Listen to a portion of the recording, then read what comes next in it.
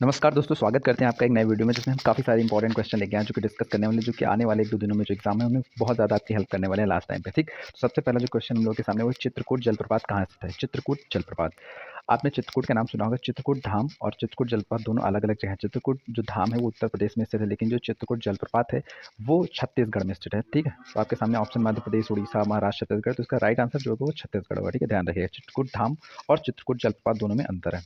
तो next question है, पायकारा जलप्रपात कहाँ स्थित है। मध्य प्रदेश पहला ऑप्शन है, दूसरा ऑप्शन उड़ीसा, तीसरा महाराष्ट्र और चौथा गुजरात है। ठीक है, तो आप लोग देख सकते हैं कि और एक और ऑप्शन आपके पास है, तमिलनाडु भी है। 5 ऑप्शन आप लोगों के पास दिए गए, तो आप लोग बताइए कि पायकारा जलप्रपात कहाँ स्थित है। मध्य प्रदेश, उड़ीसा, महाराष्ट्र, गुजरात या तमिलनाडु। तो इसका जो सही आंसर है वो पायकारा जो जलप्रपात है ये स्थित है तमिलनाडु में। कहाँ स्थित है? तमिलनाडु में। तो ये विल बी राइट आंसर। बढ़ते हैं अगले क्वेश्चन की तरफ। अगला क्वेश्चन है, जोग या गरसोपा जलप्रपात कहाँ स्थित है। यह भारत का सबसे ऊंचा जलप्रपात है और ये कहाँ पे स्थित है। ऑप्शन आपके सामने मध्य प्रदेश, उड़ीसा, महाराष्ट्र और फिर या फिर चौथा ऑप्शन है कर्नाटक। ठीक, तो आप लोग बताइए कहाँ स्थित है। जोग या गरसोपा भी इसका नाम है, तो कहाँ पे स्थित है? ये कर्नाटक में स्थित है। कर्नाटक ही इसका सही आंसर होगा। ठीक है, बढ़ते हैं अगले क्वेश्चन की तरफ। अगला क्वेश्चन है, दूध सागर जलप्रपात कहाँ स्थित है। मध्य प्रदेश, उड़ीसा, महाराष्ट्र या फिर गोवा और कर्नाटक की सीमा पर। क्वेश्चन देख लीजिए, दूध सागर जलप्रपात कहाँ पर स्थित है। दूध सागर वाटरफॉल मध्य प्रदेश, उड़ीसा, महाराष्ट्र या गोवा और कर्नाटक की सीमा पर। तो इसका सही आंसर ऑप्शन डी सही होगा, गोवा और कर्नाटक की सीमा पर दूध सागर जलप्रपात स्थित है। अगला क्वेश्चन है, हुंड्रू जलप्रपात किस राज्य में स्थित है। हुंड्रू जलप्रपात, ऑप्शन ए है मध्य प्रदेश, ऑप्शन बी है उड़ीसा, ऑप्शन सी है महाराष्ट्र और ऑप्शन डी है झारखंड। तो हुंड्रू जलप्रपात जो स्थित है वो झारखंड में स्थित है। इसका सही आंसर होगा ऑप्शन डी झारखंड। ठीक, हुंड्रू जलप्रपात। धुआंधार जलप्रपात कहाँ स्थित है। मध्य प्रदेश, उड़ीसा, महाराष्ट्र या गुजरात। तो जो धुआंधार जलप्रपात है वो स्थित है मध्य प्रदेश में। इसका सही आंसर मध्य प्रदेश होगा। कौन सा जलप्रपात था? धुआंधार। बढ़ते हैं अगले क्वेश्चन की तरफ। अगला क्वेश्चन है, शिव समुद्रम जलप्रपात किस नदी पर स्थित है। ऑप्शन ए कावेरी, कृष्णा, गोदावरी या फिर नर्मदा। कौन सा है शिव समुद्रम जलप्रपात। शिव समुद्रम जलप्रपात जो स्थित है वो कावेरी नदी पर स्थित है। ठीक है, साउथ इंडिया में। ये देखिए कावेरी इसका सही आंसर। मधार जलप्रपात किस नदी पर बना। इंद्रावती, कावेरी, गोदावरी या चंबल। तो ये जो इसका सही आंसर होगा, मधार जलप्रपात किस नदी पर बना है। चंबल नदी पे बना हुआ है। मधार जलप्रपात चंबल नदी पे बना हुआ है। बढ़ते हैं अगले क्वेश्चन की तरफ।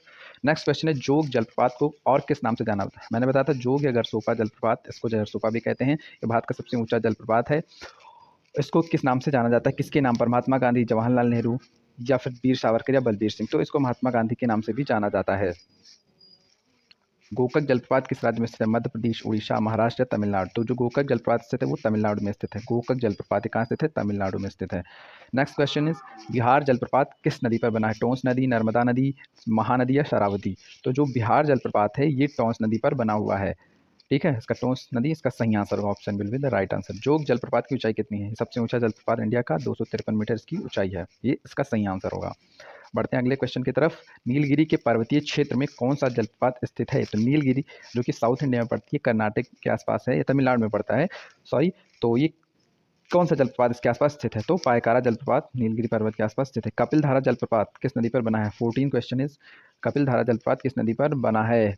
तो देखते हैं इसके ऑप्शन क्या क्या हैं। टोंस नदी, नर्मदा नदी, महानदी या शरावती नदी। तो महानदी इसका सही आंसर है। कौन सा। कपिलधारा जलप्रपात ये नर्मदा नदी पर बना है। और सरदार सरोवर डैम भी नर्मदा नदी पर बना है। ध्यान रखिएगा चीज़। भारत में किस जलप्रपात को लोकप्रिय रूप से नियाग्रा जलप्रपात के नाम से जाना जाता है। किस नदी को, किस जलप्रपात को नियाग्रा जलप्रपात के नाम से जाना जाता है। This is the 15 question. Pykara, Hundru, Jong या चित्रकूट। तो चित्रकूट जलप्रपात जो कि कहाँ स्थित है, छत्तीसगढ़ में स्थित था। पहला ही क्वेश्चन था हम लोग के सामने। इसको नियाग्रा जलप्रपात के नाम से भी जाना जाता है, नियाग्रा। ठीक, so moving to the next question. Dhubri Phulbari किस नदी पर प्रस्तावित है। ऑप्शन आपके सामने गंगा, ब्रह्मपुत्र, सतलुज या फिर हुगली नदी। तो जो धुवरी फुलवारी पुल है ये ब्रह्मपुत्र नदी पर प्रस्तावित है। ठीक है, इस पर इसका कार्य चल रहा है। ऑप्शन भी क्या है, ब्रह्मपुत्र। धुबरी फुलवारी पुल जो है ब्रह्मपुत्र नदी पर प्रस्तावित है। ये असम और मेघालय को जोड़ने के लिए बनाया गया है। ठीक है, ब्रह्मपुत्र नदी के बीच में।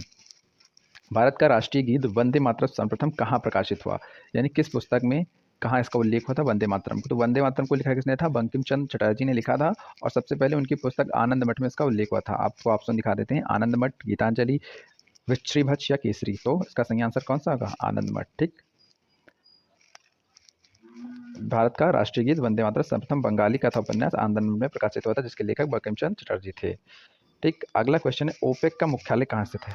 ओपेक आपने नाम सुना होगा, इसका मुख्यालय कहाँ स्थित है। स्वीडन, ऑस्ट्रिया या फिर ईरान या स्विट्जरलैंड। तो ओपेक, पहले आप ओपेक का फुल फॉर्म बताइए क्या होता है। ठीक है, ओपेक का फुल फॉर्म होता है organisation of petroleum exporting countries, यानी पेट्रोलियम निर्यातक देशों का संगठन ओपेक है। इसका मुख्यालय कहाँ पे स्थित है? इसका मुख्यालय ऑस्ट्रिया के वियना में स्थित है। Vienna is the capital of Austria. ठीक है, इसकी स्थापना कब हुई थी? अभी आगे आपको हम बताते हैं। ओपेक के 13 सदस्य देश हैं। ठीक है, इस समय टोटल 13 सदस्य देश हैं। पेट्रोलियम निर्यातक देशों का संगठन या ओपेक एक स्थायी अंतर सरकारी गठन है जिसे 1960 में कब बनाया गया था? कई बार ये भी पूछा था कि ओपेक की स्थापना हुई थी, तो 1960 में बगदाद के सम्मेलन में बनाया गया था, यानी इराक में बनाया गया था। रचनाकारों में इराक, ईरान, कुवैत, सऊदी अरब, वेनेजुएला। कई बार ये पूछा जाता है कि इसके फाउंडर कंट्रीज कौन कौन सी थी, तो ईरान, इराक, कुवैत, सऊदी अरब, वेनेजुएला, जिन देशों में तेल पाए जाते हैं उनका एक संगठन है। ठीक है, तो ये 5 कंट्रीज़ की फाउंडर कंट्रीज थी, बाद में और सारी कंट्रीज जुड़ गई। ठीक है, तो फिर अगला क्वेश्चन है, संयुक्त राष्ट्र संघ के वर्तमान महासचिव कौन है? संयुक्त राष्ट्र संघ यानी यूएन के बारे में आपने सुना है, इसके महासचिव कौन है? ऑप्शन है आपके पास, जो बाइडेन है, एंटोनियो गुटेरस है, डोनाल्ड ट्रंप है। आप बताइए इसके सही आंसर कौन सा होगा? और डी ऑप्शन त्रिवेली है। ठीक, तो यूएन के महासचिव वर्तमान में एंटोनियो गुटेरस हैं। यूएन है क्या? यूएन एक ऑर्गेनाइजेशन है जो कि सेकेंड वर्ल्ड वार 1945 में जब खत्म हुई तो दुनिया में पीस इस्टेब्लिश करने के लिए, हर देशों के बीच में पीस स्थापित कर, ताकि फिर से कोई वर्ल्ड वार ना हो, इसके लिए उन्होंने क्या किया, कुछ देशों ने मिलकर एक संगठन बनाया ताकि दुनिया में अब फिर से वर्ल्ड वार ना हो सके। ठीक है, तो ये कब इसकी स्थापना हुई? 24 अक्टूबर 1945 में इसकी स्थापना हुई। इसका कार्यालय न्यूयॉर्क में स्थित है और इसके वर्तमान में महासचिव जो हैं वो एंटोनियो गुटेरस हैं। तो इससे इतनी चीज़ें आप ध्यान रखिए। साथ ही अंतर्राष्ट्रीय न्यायालय कहाँ पे स्थित है? ये हेग में स्थित है। हेग कहाँ पे है ये आप लोग कमेंट बताइए, किस कंट्री में हेग पड़ता है। ठीक, आईसीसी पुरुष टी20 क्रिकेट विश्व कप के पहले संस्करण का आयोजन कहाँ किया गया? आईसीसी पुरुष टी20 वर्ल्ड कप, अभी हाल ही में टी20 वर्ल्ड कप स्टार्ट होने वाला है, तो टी20 वर्ल्ड कप से भी क्वेश्चन बन सकते हैं। तो टी20 वर्ल्ड कप सबसे पहले कहाँ पे आयोजित हुआ था? सब देखिए, सबसे पहले 2007 में 2007 में आयोजित हुआ था और ये साउथ अफ्रीका में आयोजित हुआ। इंडिया, इंग्लैंड, अफ्रीका, उनमें से कोई नहीं, तो ये सबसे पहले साउथ अफ्रीका में आयोजित हुआ था। और इसकी विजेता कौन थी? इंडिया थी। सबसे पहले टी20 वर्ल्ड कप की विजेता कंट्री अपनी इंडिया थी और पाकिस्तान के साथ इंडिया का फाइनल हुआ था जिसमें इंडिया ने जीत हासिल की थी। ठीक है, तो इससे इतना चीज़ ध्यान रखिएगा। और हाँ, ये भी ध्यान रखिएगा इस बार जो 2021 का टी20 वर्ल्ड कप आयोजित हो रहा है वो किस जगह पे आयोजित हो रहा है? ये यूएई में आयोजित हो रहा है, यानी संयुक्त अरब अमीरात में आयोजित हो रहा है। भारतीय अंतरिक्ष अनुसंधान संगठन की स्थापना कब की? ISRO, Indian space research organisation की स्थापना कब की गई थी? देखिए, इसकी स्थापना की थी 1969 में, इसकी स्थापना हुई थी। इन क्वेश्चन में ऑप्शन नहीं है क्योंकि टाइम की कमी के कारण ऑप्शन नहीं बना पाए, इसलिए मैं आपको डायरेक्टली इसका आंसर बताता हूँ कि इसकी स्थापना 1969 में की गई। इसके संस्थापक कौन थे? विक्रम साराभाई इसके संस्थापक थे। और साथ ही साथ इस समय इसके अध्यक्ष कौन हैं? इस समय इसरो के चेयरमैन कौन है? तो के सिवान इसके समय क्या है? अध्यक्ष। ठीक है, इस चीज़ आप इसरो से ध्यान रखिएगा। सतीश धवन अंतरिक्ष केंद्र कहाँ स्थित है? सतीश धवन अंतरिक्ष केंद्र, यहाँ से सैटेलाइट लॉन्च की जाती है, आंध्र प्रदेश में स्थित है। बेल्जियम की राजधानी का नाम क्या है? बेल्जियम की राजधानी क्या है? केंट है या फिर ब्रुसेल्स है या फिर नैमूर है? तो बेल्जियम एक यूरोपियन कंट्री है जिसकी कैपिटल क्या है? ब्रुसेल्स। अच्छा, बेल्जियम बेनेक्स, 3 देशों के समूह को बेनेक्स कहा जाता है। बेल्जियम, नीदरलैंड और लग्जमबर्ग इसका एक कंट्री है। और बेल्जियम में ही वाटरलू का मैदान है। क्या है? वाटरलू का मैदान। वाटरलू का मैदान आपने नेपोलियन में यहाँ पे लड़ाई लड़ी थी, बहुत फेमस है। तो इसको एरिना ऑफ यूरोप कहते हैं। बेल्जियम को क्या कहते हैं? एरिना ऑफ यूरोप, यानी कि यूरोप का अखाड़ा। अगर क्वेश्चन आता है यूरोप का अखाड़ा किस कंट्री को कहते हैं, तो आप बताएंगे बेल्जियम को यूरोप का अखाड़ा कहते हैं, क्योंकि यहाँ पर वाटरलू का मैदान होने के कारण यहाँ पर बहुत सारे युद्ध है, जैसे अखाड़ों में युद्ध लड़े जाते हैं। ठीक है, अजरबैजान की राजधानी का नाम क्या है? अजरबैजान, अजरबैजान एक कंट्री है जिसकी राजधानी का नाम क्या है? आप बताएंगे। यहाँ से तेल काफ़ी ज़्यादा होता है और ये एशिया में ही पड़ती है। अजरबैजान की कैपिटल का नाम है बाकू। ठीक है, ये रशिया से अलग हुई कंट्री है, 1991 में रशिया से अलग हुई। ये काकेशस पर्वत के पास में स्थित है कंट्री। ठीक है, राष्ट्रीय गणित दिवस कब मनाया जाता है? राष्ट्रीय गणित दिवस, इंडिया में गणित दिवस मनाया जाता है। इसके ऑप्शन है आपके सामने 17 दिसंबर, 22 दिसंबर, 20 दिसंबर या फिर 25 दिसंबर। ठीक है, तो 22 दिसंबर को कौन सा दिवस मनाया जाता है? राष्ट्रीय गणित दिवस मनाया जाता है। और क्यों मनाया जाता है? क्योंकि श्रीनिवास रामानुजा जो भारत के बहुत ही महान गणितज्ञ थे, उनके जन्मदिन के अवसर पर 22 दिसंबर को राष्ट्रीय गणित दिवस मनाया जाता है उनकी याद में। अब भारतीय संविधान के कुछ महत्वपूर्ण प्रश्न देखते हैं।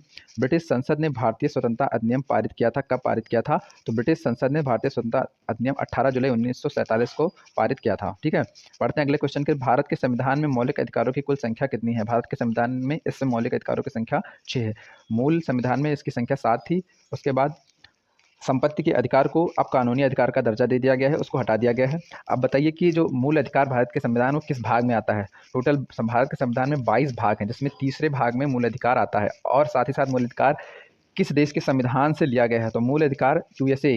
कहाँ से लिया गया मूल अधिकार? USA, United state of America, यानी अमेरिका के संविधान से मूल अधिकारों की अवधारणा को लिया गया है। ठीक है, इतनी चीज़ें आप मूल अधिकार से ध्यान में रखिएगा। और किस आर्टिकल से कितने आर्टिकल तक है? भाग 3 में 12 से 35 तक मूल अधिकारों का वर्णन किया गया है। ठीक, भारत के संविधान में अनुसूची की कुल संख्या, भारत के संविधान में कुल 12 अनुसूचियाँ। ठीक है, देखिए 12 अनुसूचियाँ, 22 भाग और 395 अनुच्छेद हैं।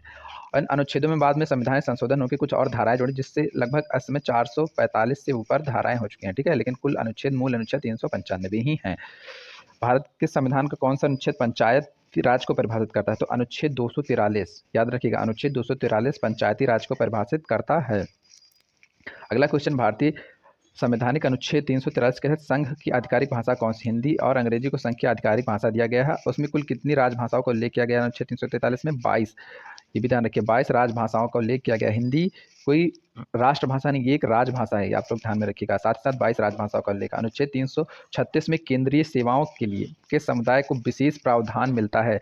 तो आंग्ल भारतीय समुदाय को विशेष प्रावधान मिलता है केंद्रीय सेवाओं में। लोकसभा का जब चुनाव होता है तो 2 सीटें उसमें 543 प्लस 2, ये आंग्ल भारतीय समुदाय के लिए रखा जाता है। तो इनको विशेष प्रावधान मिला किस अनुच्छेद के तहत? अनुच्छेद 336 के तहत। कौन सा संवैधानिक अनुच्छेद SC एवं ST के लिए एक राष्ट्रीय आयोग के प्रावधान को समाप्त करता है? तो अनुच्छेद 338 SC और ST के लिए एक राष्ट्रीय आयोग के प्रावधान को समाप्त करता है। 338 यानी कि आर्टिकल 338 SC/ST के लिए एक प्रावधान को समाप्त करता है। भारत की स्वतंत्रता के पहले दादर और नगर हवेली किसके प्रशासनिक? दादर और नगर हवेली जो इसमें भारत का केंद्र शासित प्रदेश है, ये स्वतंत्रता से पहले किसके हाथ में था? आप लोग को कंफ्यूज करने के लिए, जिससे हम लोग को लगता है कि ब्रिटेन का शासन था, सारी चीज़ों में ब्रिटेन का नहीं, इस पर पुर्तगाल का कब्जा था, कुछ चीज़ों पर डचों का कब्जा था, कुछ चीज़ों पर फ्रेंच का कब्जा था, छोटे छोटे राज थे। तो ऐसे दादर और नगर हवेली पर पुर्तगालियों का कब्जा था। राजनीतिक दलों को प्रतीकों के आवंटन का निर्णय कौन करता है? तो राजनीतिक दल को जो चुनाव चिन्ह, जैसे कांग्रेस को दिया गया हाथ का पंजा दिया गया, भाजपा को कमल का फूल दिया गया, तृणमूल कांग्रेस जो ममता बनर्जी की पार्टी, उसको घास और फूल दिया गया, और सपा को साइकिल दिया गया, बीजेपी को तो कमल का फूल दिया, और बीएसपी को क्या दिया गया? हाथी दिया गया। तो ये जो चुनाव के प्रतीक है, इसका आवंटन कौन करता है? इसका आवंटन कौन करता है? चुनाव आयोग करता है। राज्य में राष्ट्रपति शासन को मंजूरी देने का अधिकार किसे है? राष्ट्रपति शासन का मंजूरी देने का जो अधिकार है वो संसद के ही पास है। ठीक है, और कोई नहीं दे सकता है। अगला क्वेश्चन है, 1857 की क्रांति के समय ब्रिटेन का प्रधानमंत्री कौन था? हिस्ट्री से रिलेटेड क्वेश्चन है। जब 1857 की क्रांति 10 मई 1857 से एक क्रांति स्टार्ट हुई कि मेरठ के बैरकपुर छावनी से मंगल पांडे द्वारा इस क्रांति की शुरुआत की गई। उस समय ब्रिटेन का प्रधानमंत्री कौन था? लॉर्ड पाल्मस्टन था। ठीक, अगला क्वेश्चन है, भारतीय राष्ट्रीय कांग्रेस को अल्पमत का प्रतिनिधि किसने कहा था? भारतीय राष्ट्रीय कांग्रेस को अल्पमत का प्रतिनिधि लॉर्ड डफरिन ने कहा था। नेक्स्ट क्वेश्चन, स्वतंत्रता प्राप्ति के समय भारतीय राष्ट्रीय कांग्रेस के अध्यक्ष कौन थे? जब भारत को आज़ादी मिली इन 1940 में, उसमें कांग्रेस के अध्यक्ष कौन थे? आचार्य JB कृपलानी। और कांग्रेस के पहले अध्यक्ष कौन थे? और कांग्रेस की स्थापना कब हुई? कांग्रेस की स्थापना 1885 में हुई। कांग्रेस की संस्थापक कौन थे? A.O. ह्यूम थे। और इसकी पहली बैठक के अध्यक्ष कौन थे? W.C. बनर्जी थे। पहले ब्रिटिश सम्राट जो भारत की यात्रा पर आए थे, जो पहले ब्रिटिश सम्राट जो भारत की यात्रा पर आए थे, वो जॉर्ज V थे। ठीक है, नेक्स्ट क्वेश्चन, केसरी समाचार पत्र के संपादक कौन थे? तो केसरी समाचार पत्र के जो संपादक थे वो बाल गंगाधर तिलक थे। इन्होंने होम रूल लीग की स्थापना भी की थी। शिमला सम्मेलन किस वायसराय के कार्यकाल में आयोजित किया गया था? तो शिमला सम्मेलन लॉर्ड वेवल के कार्यकाल में आयोजित किया गया था। ईस्ट इंडिया एसोसिएशन की स्थापना कहाँ की गई थी? तो ईस्ट इंडिया एसोसिएशन की स्थापना की गई थी लंदन में की गई थी। ईस्ट इंडिया कंपनी की स्थापना कहाँ की थी? वो इंडिया में की गई थी। और कब की गई थी? 1600 ईस्वी में की गई थी। और ईस्ट इंडिया एसोसिएशन की स्थापना लंदन में। साबरमती आश्रम की स्थापना महात्मा गांधी ने कहाँ की थी? अहमदाबाद में की थी। अहमदाबाद कहाँ पे पड़ता है? गुजरात में पड़ता है। 1857 के विद्रोह को भारत का प्रथम स्वतंत्रता संग्राम किस इतिहासकार ने कहा था? BD सावरकर, विनायक दामोदर सावरकर ने 1857 के विद्रोह को भारत का प्रथम स्वतंत्रता संग्राम कहा गया था। अगर पूछा गया किस क्रांतिकारी को काला पानी की सजा दी गई थी, ऑप्शन में अगर BD सावरकर हो तो आप तुरंत लगाएंगे इनको काला पानी की सजा दी गई थी आइलैंड पे। गदर पार्टी का गठन कहाँ हुआ था? तो गदर पार्टी का गठन सैन फ्रांसिस्को में हुआ था। इसकी गठन किसने किया था? लाला हरदयाल ने किया था। गदर पार्टी का गठन 1913 में इसका गठन हुआ था और लाला हरदयाल ने गदर पार्टी का गठन किया था। ये सैन फ्रांसिस्को कहाँ पड़ता है? USA अमेरिका में पड़ता है। ज्योग्राफी से रिलेटेड कुछ क्वेश्चन है। महाद्वीप अलग कैसे हुए? विवर्तनीय क्रिया से। ठीक है, विवर्तनीय क्रिया से महाद्वीप अलग होते हैं। नेक्स्ट क्वेश्चन है, वलन क्रिया किसका परिणाम है? वलन क्रिया किसका परिणाम है? तो पर्वत निर्माणकारी बल से वलन क्रिया का ही परिणाम है। 90 ईस्ट रिज कहाँ पर स्थित है? 90 ईस्ट रिज कहाँ पर स्थित है? यह हिंद महासागर में स्थित है। श्रीलंका महाद्वीप किस महासागर में स्थित है? अगर क्वेश्चन आए तो आप क्या बताएंगे? हिंद महासागर में। खनिज क्या है? खनिज अकार्बनिक ठोस होते हैं। बैलाडीला किसके लिए प्रसिद्ध है? बैलाडीला किसके लिए प्रसिद्ध है? बैलाडीला जगह जो है लो आयस के लिए प्रसिद्ध है। किस फसल की बुवाई तथा कटाई के बीच सर्वाधिक अंतराल पाया जाता है? कौन सी फसल जिसकी बुवाई तथा कटाई के बीच सर्वाधिक अंतराल पाया जाता है? तो गन्ना के बीच सर्वाधिक अंतराल पाया जाता है। कृषक लोग जानते होंगे, हम लोग आप इस चीज़ को बहुत अच्छे। त्रिवेणी नहर में किस नदी से पानी आता है? त्रिवेणी नहर में गंडक नदी से पानी आता है। गंगा नदी की एक सहायक नदी है गंडक नदी। सूर्य के ऊपर के भाग को क्या कहते हैं? सूर्य के ऊपर के भाग को कोरोना वर्णमंडल कहते हैं। भूगर्भ में जिस स्थान पर भूकंपीय तरंगों की उत्पत्ति होती है उस स्थान को क्या कहते हैं? कौन सा सेंटर कहते हैं? उसको भूकंप सेंटर का एपी सेंटर कहते हैं, यानी भूकंप केंद्र कहते हैं, इंग्लिश में एपी सेंटर कहते हैं। पश्चिम की ओर भ्रमण करने वाला ग्रह कौन सा है? बाकी सारे ग्रह पूरब की ओर भ्रमण करते हैं, लेकिन एकमात्र ग्रह वरुण है जो पश्चिम की ओर भ्रमण करता है। खारेपन की दृष्टि से जो समुद्र अन्य तीनों से भिन्न है वो क्या है? मृत सागर। मृत सागर में बहुत ज़्यादा खारापन पाया जाता है, इसलिए इसको मृत सागर नाम दिया, क्योंकि यहाँ पे कोई भी जीव जंतु के रहने के लिए आसान नहीं है, सब मृत अवस्था में है, इसलिए उनके सर्वाइवल के लिए समुद्र ठीक नहीं है, इसलिए इसको मृत सागर डेड सी कहा जाता है। मृत सागर में उच्च लवणता का कारण क्या है? स्थिर जल। वहाँ का जल स्थिर है, ज़्यादा बहाव नहीं है, इस कारण वहाँ पे लवणता कहने की बहुत घनी हो जाती है। नेक्स्ट क्वेश्चन है, जलोढ़ पंख कहाँ निर्मित होते हैं? जलोढ़ पंख कहाँ निर्मित होते हैं? तो जलोढ़ पंख जो निर्मित होते हैं पहाड़ी के तलीय क्षेत्र पर स्थित होते हैं। आपके सामने कई ऑप्शन होंगे, जलोढ़ पंख समुद्र के तलीय क्षेत्र पर नहीं, पहाड़ के ऊपरी क्षेत्र पर स्थित होते हैं, या फिर मैदानी भाग पर स्थित होते हैं। तो आप क्या बताएंगे? जलोढ़ पंख पहाड़ के तलीय क्षेत्र पर स्थित होते हैं। काली मिट्टी किस फसल की खेती के लिए सर्वाधिक उपयोगी होती है? तो काली मिट्टी कपास के लिए सर्वाधिक होगी। आपके सामने ऑप्शन में होगा काली मिट्टी किस फसल की खेती के लिए उपयोगी होती है? गेहूं, गन्ना, कपास, चावल। तो कपास के लिए सबसे ज़्यादा उपयोगी होती है, यानी गुजरात के क्षेत्र में और महाराष्ट्र के क्षेत्र में कपास का सर्वाधिक उत्पादन होता है। तमिलनाडु के 2/3 क्षेत्र पर किस प्रकार की मिट्टी का विस्तार पाया जाता है? तो झरिया कोयला के खाने किस देश में के राज्य में स्थित हैं? यानी कि भारत के झारखंड में स्थित हैं। ठीक है, नेक्स्ट क्वेश्चन है, कौन सा पर्वत महाद्वीपीय जल विभाजक के रूप में जाना जाता है? तो राकीश पर्वत महाद्वीपीय जल विभाजक के रूप में जाना जाता है। नेक्स्ट क्वेश्चन है, भारत की सर्वाधिक वर्षा मुख्यतः प्राप्त होती है? तो भारत की जो सर्वाधिक वर्षा दक्षिण पश्चिम मानसून से सबसे ज़्यादा होती है। ठीक है, बढ़ते हैं नेक्स्ट क्वेश्चन की तरफ। नेक्स्ट क्वेश्चन, मानसून शब्द किस भाषा का है? तो मानसून जो शब्द है वो अरबी भाषा का शब्द है, जो कि हिंदी भाषा में यूज भी किया जाता है। तपोवन व विष्णुगढ़ जल विद्युत परियोजना कहाँ स्थित है? तपोवन व विष्णुगढ़ जल विद्युत परियोजना उत्तराखंड में स्थित है।